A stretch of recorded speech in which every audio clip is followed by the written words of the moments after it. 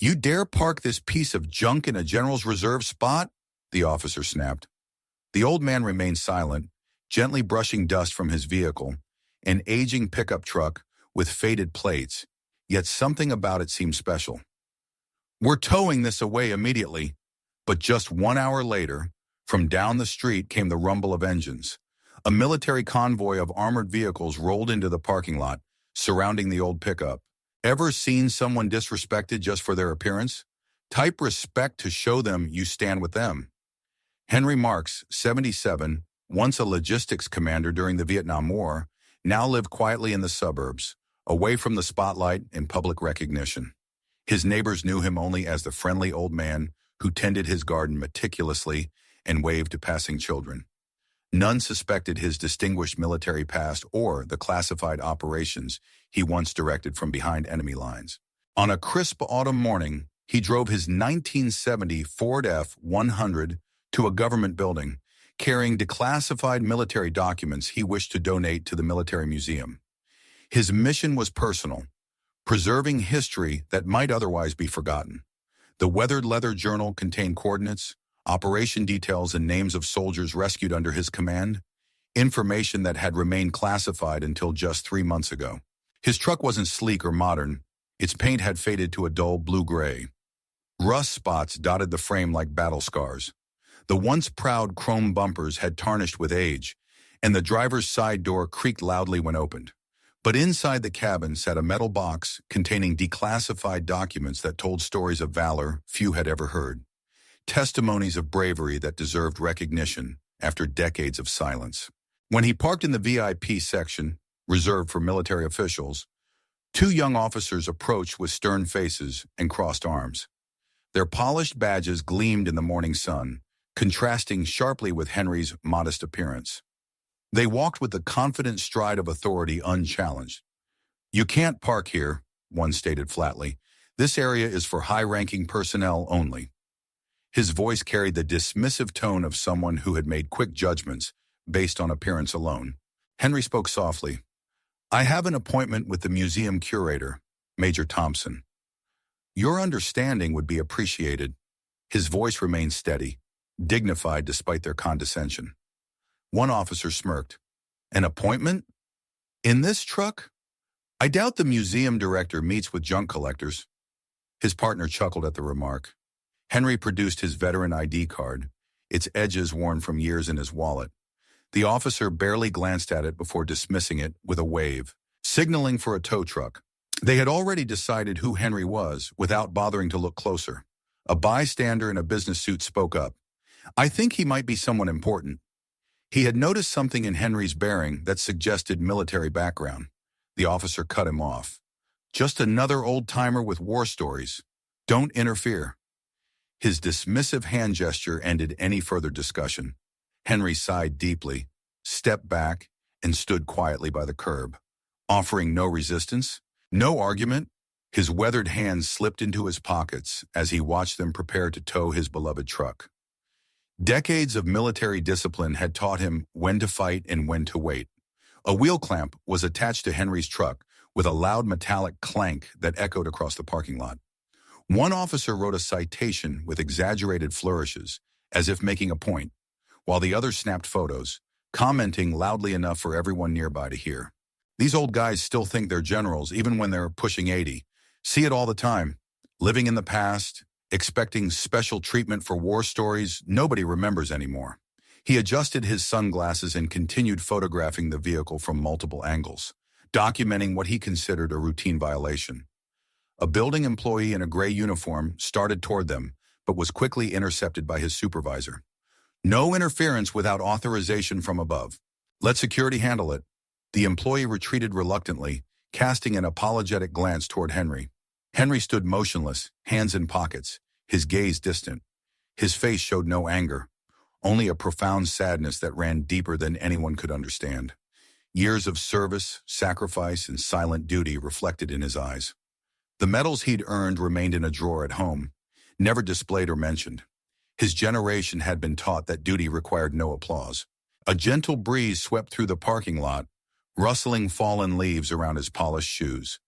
Henry turned toward his old truck, touching a scratch on the door tenderly. Then, surprisingly, he smiled slightly, as if the vehicle shared secrets only they knew. The truck had carried him through 4 decades of civilian life after the war, a faithful companion when so many other things had been lost. 15 minutes passed in uncomfortable silence. No one came to his defense.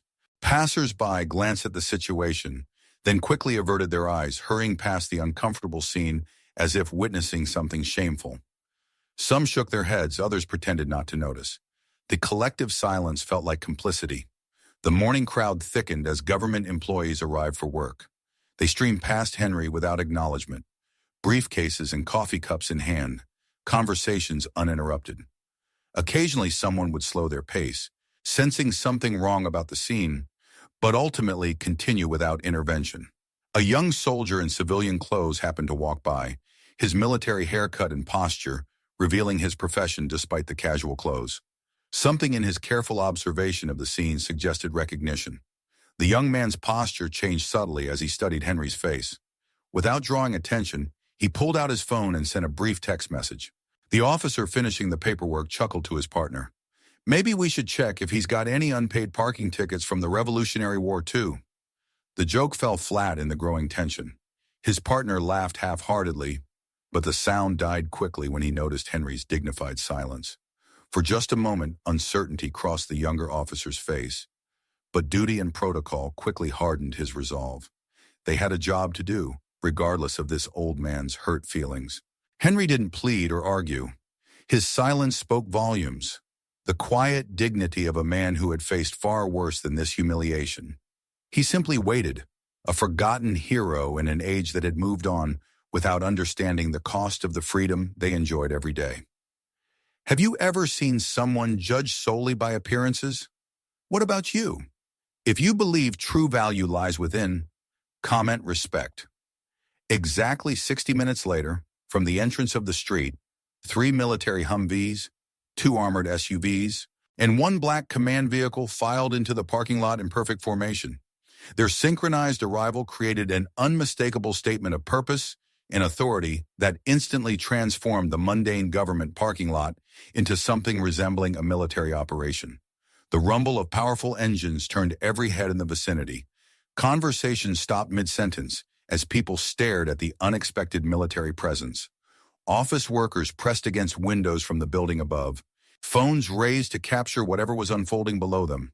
A 3-star general in full-dress uniform stepped out from the lead vehicle, medals and insignia catching the sunlight. Without hesitation or explanation, he walked directly toward the clamped truck, his aides following 2 steps behind in perfect formation. His purposeful stride cleared a path through the gathering crowd without a word being spoken. The confused officer rushed forward, suddenly aware that something extraordinary was happening. "Sir, this is a civilian area? My apologies if there's been a misunderstanding." His voice trailed off as the general walked past without acknowledging him. The general didn't respond to the officer. Instead, he approached Henry and rendered a perfect military salute, holding it with precision that spoke of decades of service and uncompromising standards. "Colonel Henry Marks, we all owe you our gratitude." "Sir," his voice carried across the now silent parking lot. "It's an honor to finally meet the man behind Operation Homeward Light." Silence fell across the parking lot like a heavy curtain. The name of the classified operation hung in the air, recognized by military personnel present but unknown to civilians until the recent declassification. The young officer stammered, I didn't know he was..." His face had drained of color as the magnitude of his mistake became apparent. His partner stood frozen, citation book still open in his hands. The general continued, addressing everyone within earshot. "This man coordinated the entire rescue operation of 1973 from a communications bunker while under heavy fire.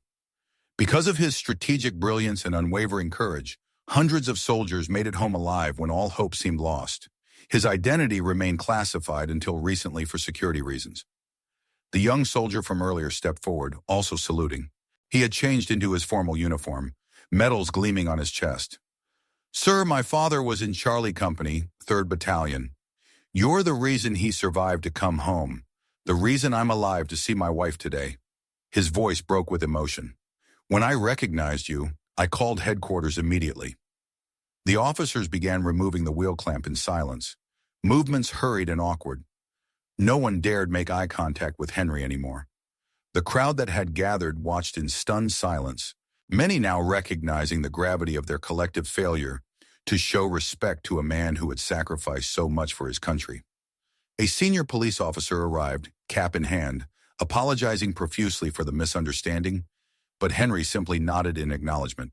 He walked to his truck and opened the door without a single word of reproach. His silence offered more dignity than any rebuke could have delivered. The general looked around at the gathered crowd and spoke loudly. Today, people forget that some of our greatest heroes never wore stars on their shoulders, but they delivered victory nonetheless. Colonel Marks could have identified himself properly, demanded respect, but that's not who he is. That's never been who our greatest heroes are. The officers who had been so dismissive now stood at rigid attention, faces flushed with shame. One began to offer an apology, but Henry simply raised his hand. Forgiveness offered without words needed. The gesture spoke volumes about his character. As Henry prepared to leave, museum staff rushed out to properly welcome him.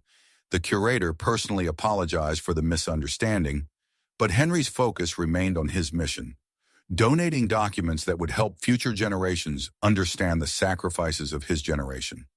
Even now, in public vindication, his thoughts were on service rather than self. As Henry drove away from the parking lot, the entire military convoy formed an impromptu escort, vehicles positioned precisely in formation around his old truck. They stopped traffic at intersections, clearing a path for him with the honor typically reserved for visiting dignitaries. Bystanders who had ignored him earlier now stood up, removed their hats, and some raised their hands in salute. Others bowed their heads in respectful silence. No one spoke a word. The moment transcended the need for conversation.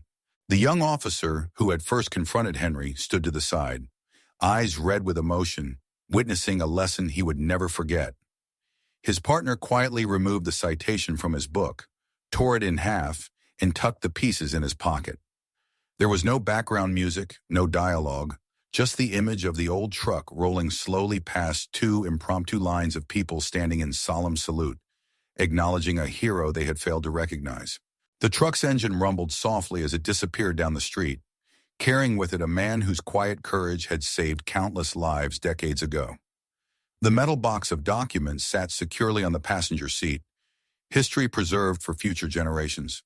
The general remained at attention until Henry's truck was completely out of sight. Only then did he turn to address the crowd. Remember this day. True heroes rarely announce themselves. Never judge anyone by their appearance. Some people have sacrificed their entire lives so you can live freely today. If you believe gratitude is never too late, subscribe to TT Hero Stories. TT Hero Stories, because some heroes never stop serving.